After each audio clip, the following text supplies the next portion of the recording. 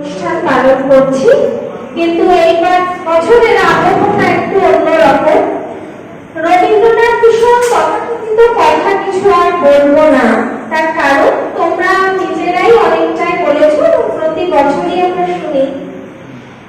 এইবারের আবহে আমাদের যেটা মাথায় রাখতে হবে, আমরা সবাই জানি রবীন্দ্রনাথ বেশ কিছু কবিতা এবং তার সাহিত্য সৃষ্টি করেছিলেন, যার মধ্যে দিয়ে এই যুদ্ধের আবহে, ঠিক আছে, তারপরে যুদ্ধের মর্মান্তিকতা ফুটে উঠেছে।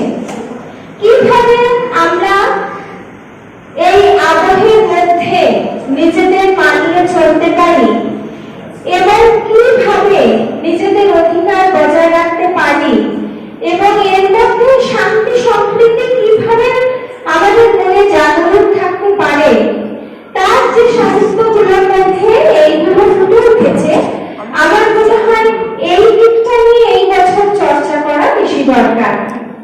আমরা জানি সবাই রবীন্দ্রনাথ ঠাকুর সত্য, শিব ও সুন্দরের কবি, কিন্তু তার কবিতা বা সাহিত্যের কিন্তু অর্ধেক অংশের মধ্যে এই যুদ্ধ, তৎকালীন যে অস্থিরতা, ঠিক আছে, তার মধ্যে কবির যে অনুভূতি, এগুলো ফুটে উঠেছে। সেইগুলো আমরা আজকে হাত ধরবো, কারণ আমরা আজকে খুবই একটা অস্থির পরিস্থিতির মধ্যে বাস করছি।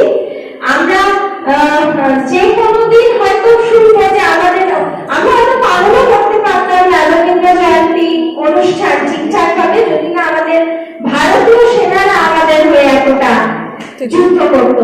তো তাদের সকলকে কুর্নিশ জানিয়ে আজকে আমাদের রবীন্দ্র জয়ন্তী, আমরা রবীন্দ্রনাথের সেই সমস্ত সাহিত্যগুলোকে পাঠ্য করে চলব, যার মধ্যে অস্থির পরিস্থিতিকে সামাল দেওয়া দশদ আছে।